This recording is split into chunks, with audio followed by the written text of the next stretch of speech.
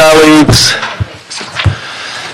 Councilman Joe Busquiano and Councilwoman Monica Rodriguez. Thank you for pronouncing it correctly. Rodriguez. We're going to open the general public comment at this time. They're both up there. And let's see, we've got, looks like no one. We're closed again? I don't know, am I sure yet? Hold on. Started so quickly. Famous last words. Yeah, we're good. No, I think we're good. Good for the good. We're going to close public comment, general public comment. We have one general public Oh, we comment. do? And we have one, and we have 6 speakers for item number 2. All right. Well, let's get our general comment in first. Who would that be? The name is Craig. Okay. There we go. Oh, Craig. Hello, how are you doing? Craig. Should I take a seat? Yes, sir. Come on down. Doesn't matter. Okay. Yeah, I'm just pertaining, hello, council personnel and committee members. My only concern is access funds. I don't know what access means. And when it says access and holder, I'm trying to see how, the promise zone, I'm trying to see how we are being left out of all this good stuff. I see Council District 3, 4, 15. I never come here and see 8 and 9. But I see the same policy, and I see the same problems within the community, and it's been going on since about 35 years now. I'm wondering, is anyone really going to address the issues that we have in South Los Angeles? We don't have no jobs. The participatory activities on Vermont is called Murder Row, between Gage and Vermont going down to Imperial. I've lost 2 cousins to gang violence. One was killed in a car-to-car shooting on the freeway, and the other one was killed in Harvard Park. So I'm not going anywhere. And it's such a sad thing to see the same policies being revised, but they're not reaching the community constituents in the community. I'm just concerned about it after about 40 years. It's like, what is these meetings for? I don't Yeah, understand. thank you for your comment, and thanks for Oh, yeah, you're very welcome. coming today. Any more general public comment? Okay, that closes general public comment. We will move to the multiple agenda item comments. And we have no speakers on that item as well. So that will conclude our public comment section. Members, unless there's an objection, I'm going to move items 3, 7, 8, 9, 10, 11, 12, 13, 14, 15, 16, 17, 18, 19 on consent. There being no objection, that will be the order. Item number 6, Mr. Clerk. Item number 6 is a report from the Municipal Facilities Committee relative to the sale of the former CRALA Washington Block 27 properties to Conogie Pacific, California for an industrial expansion project. Okay, CLA, any comments or not? No? Okay. I understand there was a technical amendment required? I think the address is going to be changed. Correct. To 0810 to 801 East First Street, if that's... Okay, well, without objection, we will approve the recommendation as amended.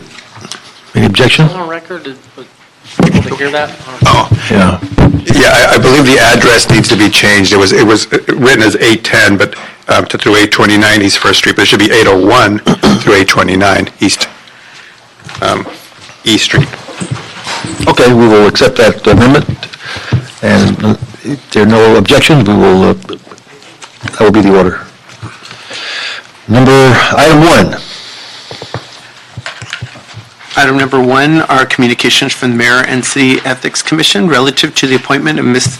Noel Kuhn to the Board of Los Angeles Convention and Tourism Development.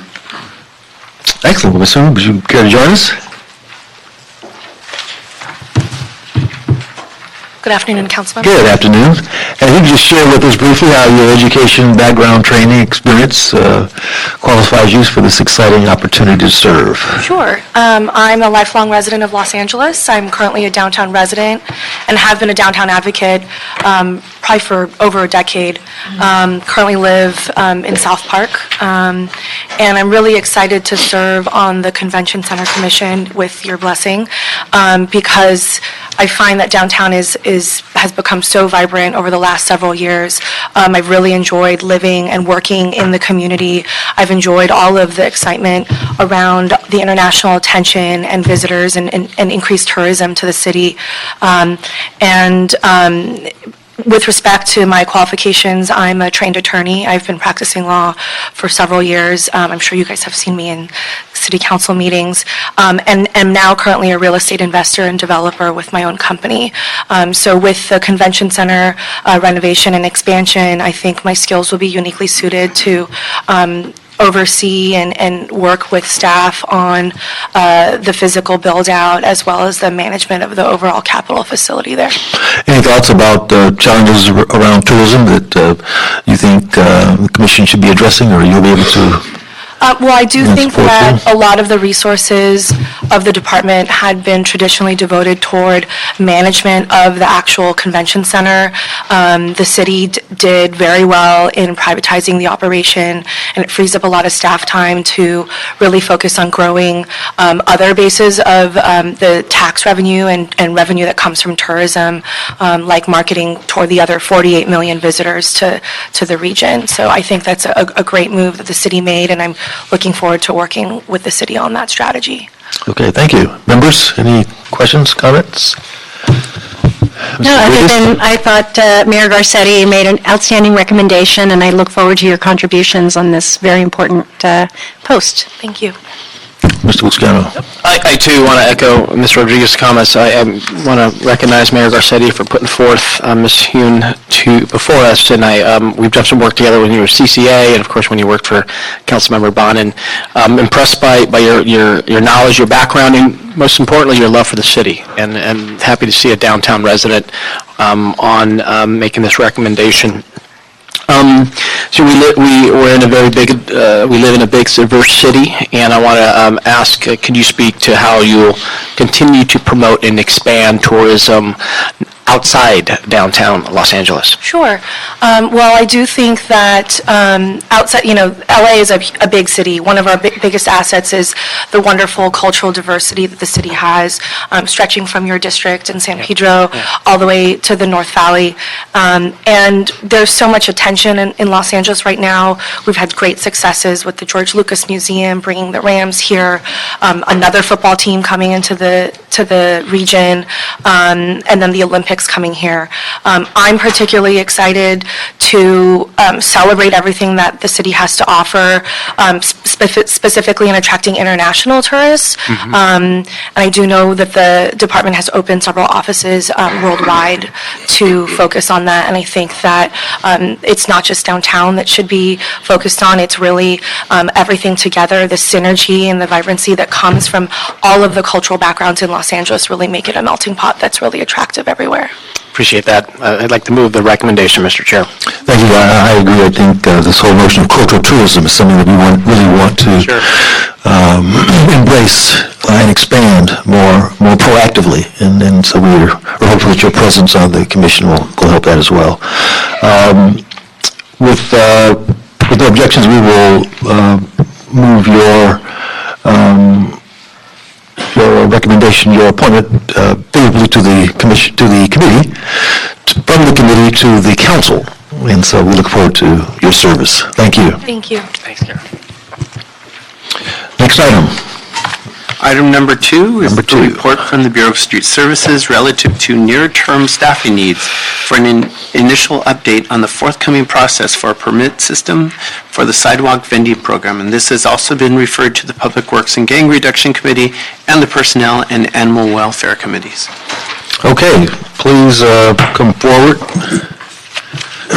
Bureau of Street Services, this is an exciting opportunity to expand our financial base, our economic base, working with micro businesses, and so we appreciate your assistance in making that possible, and we look forward to your report. Great. Good afternoon, council members, Adele Haj Khalil, I'm Director of the Bureau of Street Services, as now we're going to brand it as Streets LA. That's the new name, and hopefully we're going to keep changing it because it tells people what we do. And I want to thank you, first of all, for really leading the way, all of you, for having a honorable vending ordinance that can really help the community members really improve the quality of life in their communities, for themselves, for their children. And we have a commitment and we have a responsibility is to ensure that the vending ordinance that you have passed is successful. And the only way for us to do that is to develop a partnership with the community, with the vending advocates, with the vending community, and with the city family to ensure that we all are doing the right thing. We are respecting the businesses' rights. We're also respecting the vending community's rights and working together as partners. And that's something that you want us to do, to ensure that this is a successful program, and we're committed to doing that. And to get that done, you instructed us to look at what staffing we need to get the ball rolling. And what we have before you here is a report asking for 2 positions in this year to get us moving forward on the process of managing this program, including a chief streets investigator and a management analyst, and some overtime money for our staff to really get out and do the outreach and communication and manage what's happening in the streets, and additional funding, about $87,000, to help us put signs in the no vending zones that have been adopted by council. These signs are being fabricated, and we'll start installing them on February 19th. There's a schedule working with our partners in the Department of General Services to install the signs and to communicate with the community as to where the vending is allowed and where it's not allowed. Well, specifically, the signs will say no vending, right? Exactly. It says no vending, it's actually a pictorial, this is very clear to people and how we're going to do it. And that's important to communicate that. And plus, we have, after the ordinance was passed, we translated all the rules and regulations that were adopted by your council into Spanish. The ordinance was adopted in Spanish. We have a website on our webpage on our website dedicated to that. And we started meeting with the advocates, in the community, representative for the vending community. We met with the Leadership for Urban Renewal Network, Public Council, and the Los Angeles Food Policy Council, and we're committed to have a continuing relationship and meetings with them to address any issues that come up, because we know issues will come up and how we can deal with them. But without having resources, we cannot really manage this program. And also what we're recommending here is to help us and authorize resolution authorities, about 22 positions, unfunded this year. We'll use salary savings this year. They'll be put in the budget next year, and to get those authorized so we can start the hiring process, which takes a long time. We cannot afford to wait too long, because really, for us to have this successful, we need to have boots on the ground to get this moving forward. And that's important for us to really get feedback from the field as we develop a permit system. So we need to have our staff there working on ensuring the community knows what we're doing, we understand their needs, we balance the business's needs, and work on a program that's successful for everyone. And what we're going to be coming to you, hopefully, over the next few months is a pilot for a permit to try it and see what we can do, and then hopefully come with a recommendation between now and probably spring, a little early summer, with a recommendation on a permit system, especially on the site-specific permit. There'll be a general permit for everyone, but there's a site-specific permits that will be issued, and we're going to work through a process. We don't know exactly what's going to look like. That's why it's important to be out in the field, to be out on the streets. And the key thing also, we're trying to get 2 shifts. It's not just 8 to 5. Right. We all know that. So we're going to have 2 shifts working. And I want to ask Chief Harris, I want to acknowledge the staff. We have Greg Spotts, who's the Assistant GM, Chief Gary Harris, and we have David Rivera, who've been really working hard trying to move this forward. I want to acknowledge them and the work they've done. But I want to ask the chief to help us, to give us his vision of how to ensure coverage on the two shifts, because those are critical. As stated, it will be critical that we have people out both on a day and evening shift. We know that a lot of the vending that we see occurring now occurs off shift, and particularly on weekends when we have areas that are inundated with vending now. So it's very important that this program be more than the standard 9 to 5 business day coverage that we currently have. So it's very crucial that we have these positions to augment current staff, and we plan to use them in creative ways to find more time to use them. We're looking at things such as varied shifts, 4-10 type shift schedules, which of course we'll need to work with the employee organizations, but we want to look into using them in a way that we can get more hours with this amount of staff to cover both weekends and evening hours, which have been identified to us by especially those 7 areas that are excluded as critical times for them to have vending coverage. Particularly, you look at areas like the Staples Center, the Coliseum, the Bank of California area, Hollywood Boulevard. The primary vending occurs when events are occurring around these areas, and that is the time that we are least staffed right now. Yeah. So the major thing that we plan to do is put people out in those hours that are not currently being covered. And then we also want to utilize a partnership with the vending community, which we feel that we've already established, and we've been working closely with the vending community and their advocates to get the leaders among these groups to also help us with that enforcement. And we want to call it a compliance program, not so much an enforcement program. We hope that we use the word enforcement very little in this program by building that partnership where we're able to get that voluntary compliance, and where we don't get it, we're also going to be working with those leaders to help us in policing themselves out there in the field. And we see some evidence of that already working with the limited resources we currently have to apply this. Obviously, we're depending heavily on the partnership that we currently have working. And we hope that with this dedicated staffing, that partnership will only grow and be more successful. Thank you. I mean, time is of the essence, and we thank you for your support, hopefully, and your approval of this staffing level. Well, assuming the personnel requests are approved, how soon could folks be deployed? What's your thought on that? I mean, right now, what you're authorizing here is an overtime, $100,000 in overtime, so we're going to be asking staff to work overtime to cover the compliance efforts and being out in the field. And immediately, that's what we're asking for, is to go to authority now this year to start the hiring. It takes 6 months to hire. We're going to use overtime to provide us that gap, and then move quickly on hiring, because if we wait for the budget to be approved in July, it's going to be difficult. It's going to take us another 6 months. We'll be in December, January to have people. We can't afford that. Right. So your support is critical. Okay. So I'm assuming you're going to be applying for these 22 positions then in the next budget? Yes, we're working with the mayor and the CEO on that matter. Okay, great. Members? On that piece, on the 22 positions, because of SB, 946, we were anticipating full cost recovery. Because of that Senate bill, it doesn't look like that's going to happen. So how are we, what pot of funds are we going to dig deep into to pay for these positions? I'm glad that the chair of this committee is on the budget committee. It's something that we have to look into. It's still, we don't know what the revenue is going to look like.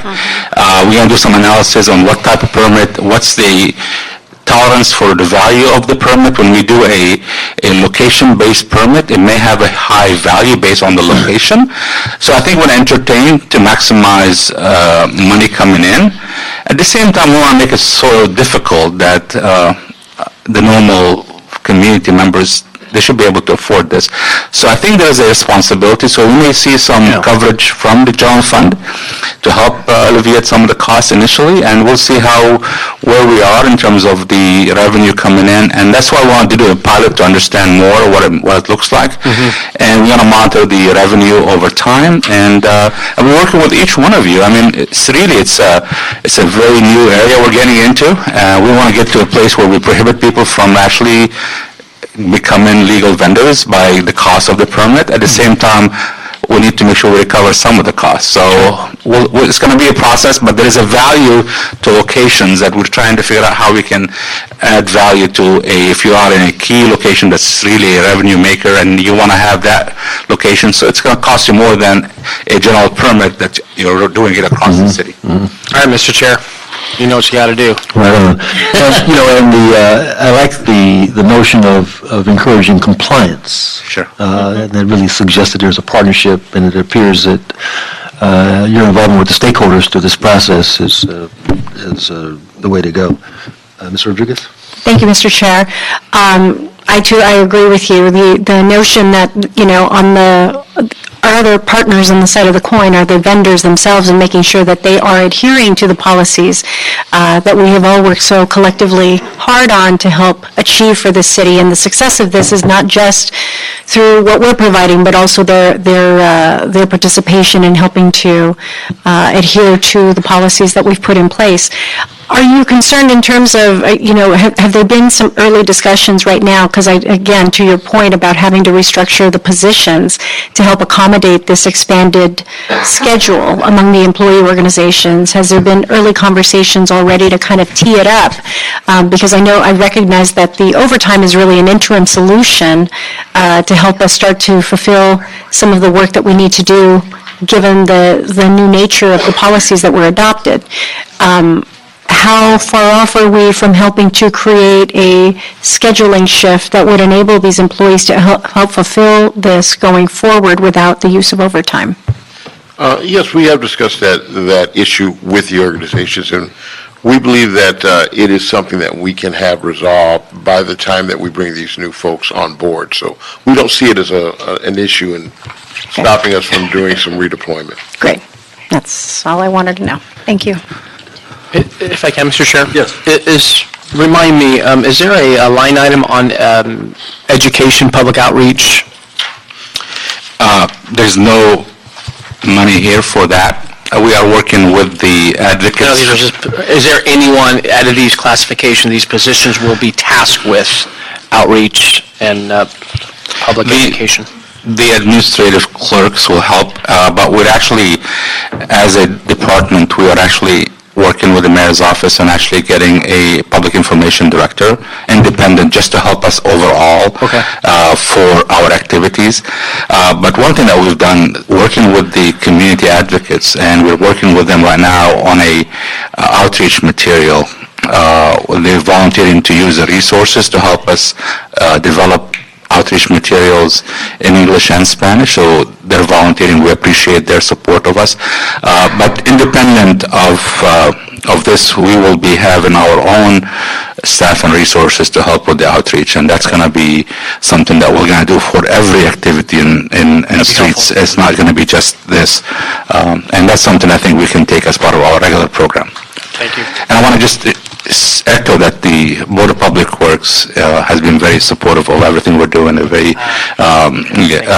supportive of the work that we're doing, and they're very eager for us to continue working. They've helped us facilitate a lot of the discussions with the vending community, but also the mayor's office and the CEO have been very supportive and working with us, and appreciate their support, both the staff and the mayor for their support.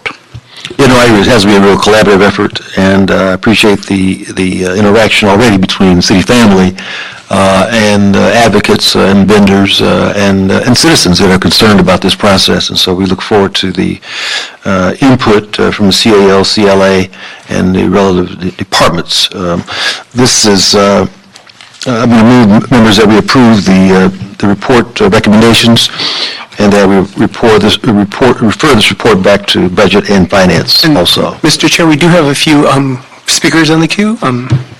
Okay, good. Then before we adopt those recommendations, let's take the comments. And first up, Michael Showstone, followed by Doug Smith and Wallace Locke. Good afternoon. I'm Michael Shillstone. I'm the Director of Economic Development for the Central City Association. CCA represents over 400 businesses and nonprofits working to enhance the vibrancy of downtown LA. We're here today to support the Bureau of Street Services request for additional personnel to support sidewalk vending. Last year, City Council made significant progress by establishing a vending framework, and now we have the opportunity to make it work. Please support the Bureau of Street Services and move this item forward. Thank you. Thank you. Mr. Smith. Followed by Willis Locke, Paola Flores, Blair Bexty, and Blair Beston. Good afternoon. Doug Smith. I'm an attorney with Public Counsel. I also work closely with sidewalk vendors and with the LA Street Vendor Campaign on legalization policy and helping vendors access economic opportunities. And since the ordinance was adopted back in November, we've had the opportunity to sit down with the Bureau a number of times to think through implementation of the new regulations. And I just want to take this opportunity to express our deep appreciation for Mr. Harris, Mr. Rivera, and their team, in particular their commitment to leading with education and outreach, and their commitment to working directly with vendors to look into creative solutions to maximize compliance. And just to highlight sort of a little bit of the work that they're already doing in partnership with the vendor community, they've been helping us think through education and training materials for vendor meetings, doing site visits with vendors out in the community to understand how the work is playing out, and thinking creatively about piloting out effective programs for a workable permitting program. And so just want to take this opportunity to express our deep appreciation, highlight this important partnership as you consider their request for resources. Thank you, and thank you for your leadership and participation in these discussions as well. We appreciate them. Next. Hi, I'm Wallace Locke. I'm Director of Communications and Policy for the South Park Business Improvement District. We provide clean, safe, and economic development services for the 52-block area that includes Staples Center, and we really appreciate all of the work that Council has done to create a permit system for safe and legal sidewalk vending. But without adequate enforcement, the creation of that permit system doesn't make much difference on the ground. An influx of vendors, especially on game nights at Staples Center, regularly creates an environment that isn't safe for visitors, residents, or vendors. So please support BSS in their request for resources, and thank you for your continued work on this. Thank you. Thank you for your involvement in discussions as well.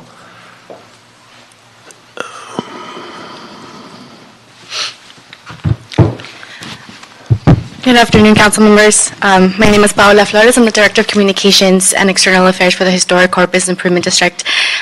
Like Wallace before me, we also provide clean and safe and economic development for 50 blocks that encompass a portion of Skid Row, Spring Street, the Broadway Theater District. We too thank you for being leaders in this new framework that is being put forth, and we do ask that you please support BSS in their request, especially with the typhus outbreak and all of the contagious diseases that we've been seeing proliferating around our city. It is of utmost importance that there is proper enforcement, but also appropriate trash collection of everything that is disposed during sidewalk vending hours. So thank you very much for your support. Okay, thank you, and your organization as well. Blair, followed by Claudia. Is there Blair Beston in the house? Okay. I'm actually Claudia. Okay, Claudia. Floor is yours. First of all, I'd like to say my name is Claudia Oliveira. I am Downtown Los Angeles Neighborhood Council Historic Core Resident Director. I'm here partially in behalf of my council. The president could not be here.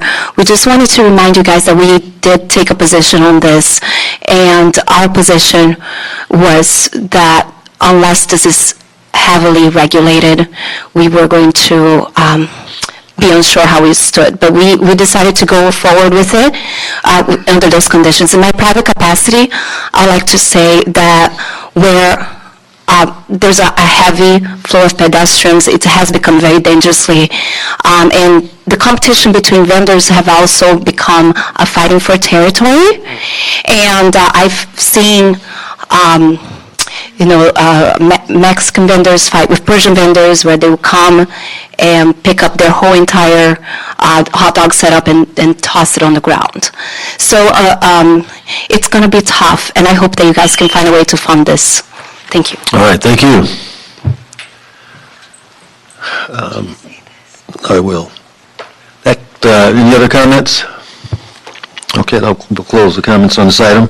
So members, we'll approve the BSS report recommendations. We'll instruct the CAO to identify funding, and we will refer this to Budget and Finance Committee unless there is an objection. Okay, that will be the order. Thank you. Next item, Mr. Clerk. Item number 4 is a report from the Economic and Workforce Development Department relative to governance document and management framework for the Los Angeles Small Business Commission.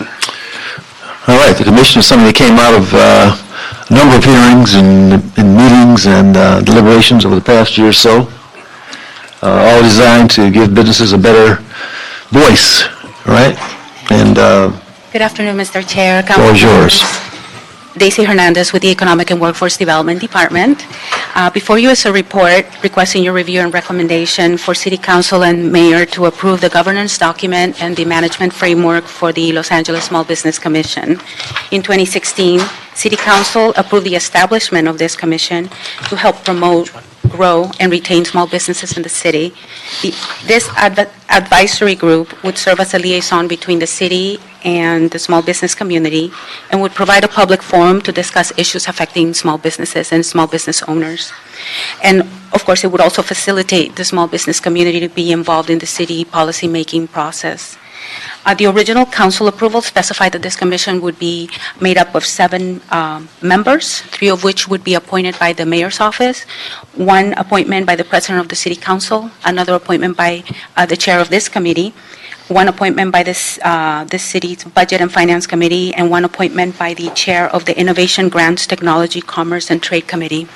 Now, because the Innovation Grants, Technology, Commerce, and Trade Committee was dissolved, in our report, we're making the recommendation for that appointment to go to the mayor's office. However, here we would like to change that recommendation and have the appointment be made instead by the Trade, Travel, and Tourism Committee, to have this appointment made by them. Perfect. Commissioners would be city residents who are subject matter experts in matters relating to small businesses, and also representatives from advocate groups for small businesses.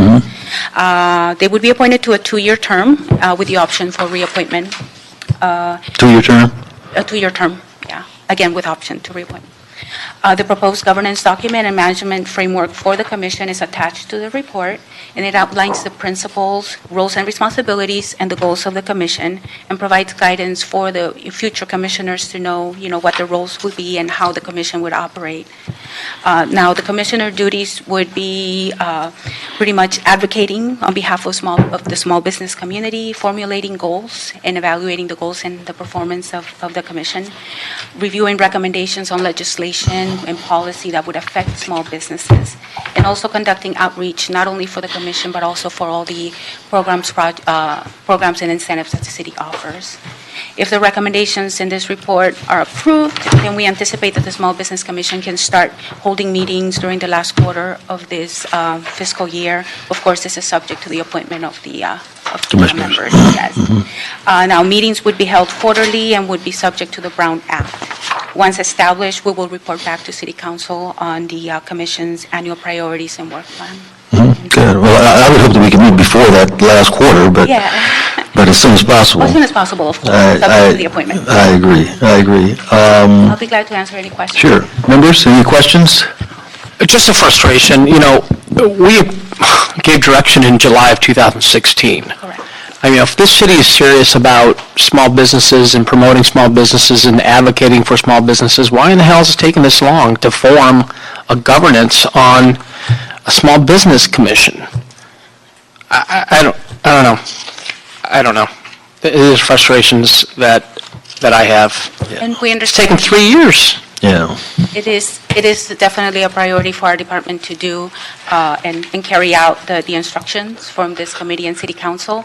However, the first step that we had to do was actually establish the unit that would carry out all these different instructions from the jobs plan, including the establishment of this commission. So now we have staffed the unit that carries out these activities, and now we're ready to proceed, and here we are. Okay. Appreciate the work. I hope you understand the frustration. It shouldn't take this long. Understood. But sorry, I just had to vent. That's okay. I think it's frustration shared by all of us up here. We always wanted quicker, sooner, faster, so. Absolutely. And we understand that and Good. Thank you. work toward it. Okay.